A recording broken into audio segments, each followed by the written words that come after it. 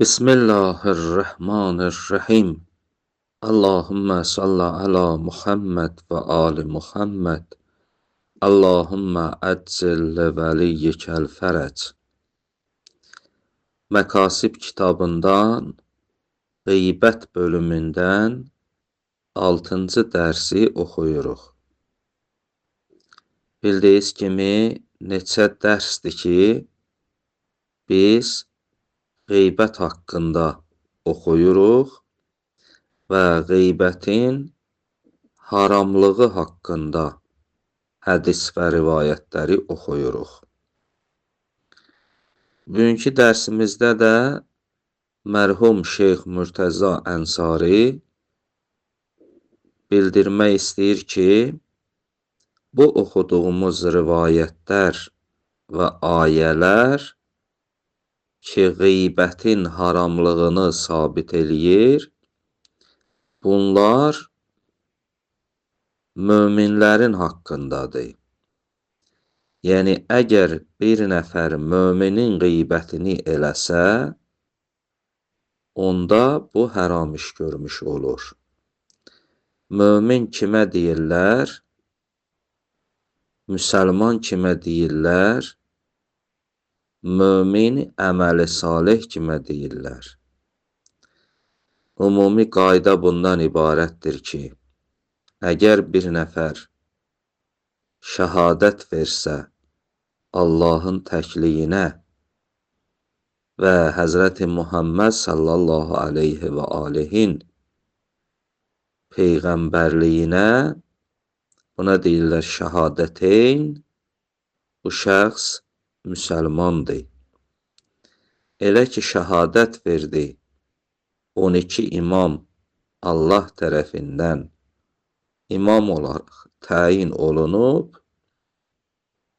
bu şəxs mömindir. Elə ki, bu şəxs namaz qıldı, oruç tutdu, dinin hökmlərini yerinə yetirdi, bu olar müsəlman, mömin və əməli salih. Deməli, mömin kimə deyərlər, müsəlman kimə deyərlər, əməli salih kimə deyərlər, bunların mənaları məlum oldu. Mərhum Şeyx Mürtəza Ənsari də buyurur, bu rivayətlərin zahiri belə göstərir ki, qeybət ki haramdır, möminin qeybətini eləmək haramdır. Amma o şəxsləri ki, 12 imamla müxalifdirlər, düşməndilər, onların qeybətini eləmək haram deyil. Çünki hədislərə və rivayətlərə və ayələrə baxanda biz bunu nəticə olaraq əldə edirik. Ona görə buyurur, sümmə İnnə zahirəl əxbar ixtisasu hurmatul qeybə bil mümin. Buyurur, bu xəbərlərin, bu rivayətlərin zahiri bunu yetirir ki, qeybətin haramlığı məxsusdur möminə. Yəni, möminin qeybətini eləmək haramdır. Və yəcuzu ixtiyabul müxalif kəma yəcuzu lənuhu. Bəs nəticə olaraq biz bunu əldə edirik ki, 12 imamla düşmən olan, müxalif olan şəxsin qeybətini eləmək icazəlidir, necə ki, icazəlidir həmən şəxsə lənət demək. Bəs nəticədə möminin qeybətini eləmək haramdır. Və buyurur, mümkündür bir nəfər belə təvəhhüm eləyə, belə zehninə gələ, ayə umumidir. Məsələn, ayələrdən biri bu idi ki, Allah buyurur, və la yəqtəb bəzukum bəzən. Sizin bəziniz, bəzinizin qeybətini eləməsin. Bu umumidir, bu şamildir.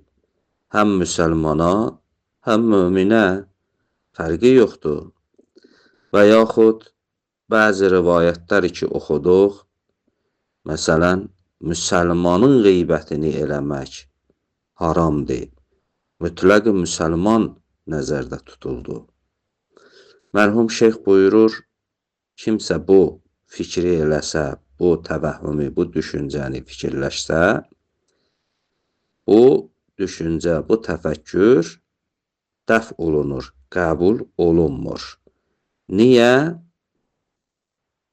Səbəbi bundan ibarətdir ki, deyir, zərurətən məlumdur ki, əyimmə ilə, 12 imamla müxalif və düşmən olanın hörməti, ehtiramı yoxdur. Həqiqətdə İslam hökmləri onların üzərinə cari olmur. Yəni, həqiqətdə bunlar müsəlman deyil. Və təvəhhəmə umumul ayə kəbəzir rəvayat li butləqil muslim. Kimsə təvəhhüm eləsə ki, deyə ayə umumidir, bəzi rivayətlər kimi ki, mütləq müsəlmanın qeybətini eləmək icazəli deyil, mətfun, bu təvəhhüm, bu dəf olunur. Niyə dəf olunur? Nə ilə dəf olunur? Bima, o şeylə ki, olimə bi zərurətil məzhəb, məzhəbin zərurəti ilə bilinir. Min ədəmi ehtiramihim, 12 imama düşmən olanın ehtiramı yoxdur. Və ədəmu cərəyanu əhkamul İslam əleyhim, və İslamın hökmlərinin onların üzərinə cari olmağın götürülür. Vaxtı ki, İslamın hökmləri onların üzərinə cari olmur və onların ehtiramı yoxdur, bəs qeybət də bir hökmdir, onlara şamil deyil.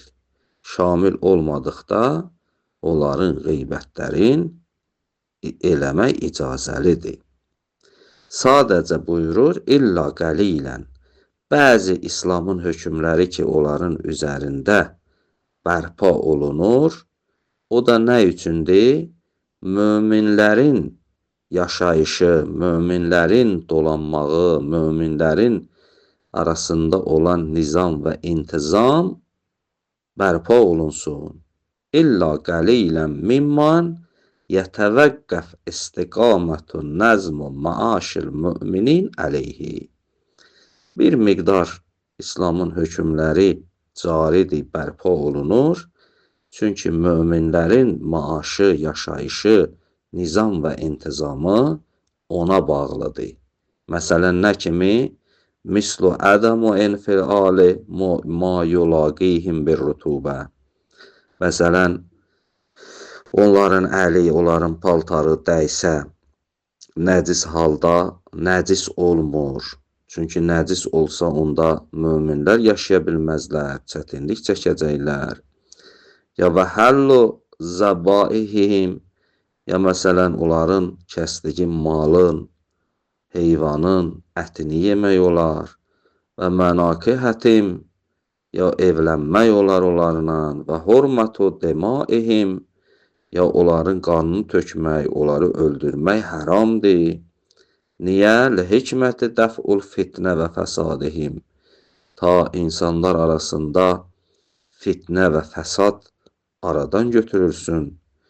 Onda insanlar bir-birini öldürərlər, ixtilaf düşəcək və nəticədə insanlar aradan məhv olacaqlar. Bu hikmətlərə görə haramdır onların qanun tökmək, öldürmək. Ləənnə likulli qovmin nikahən və nəhvi zalik.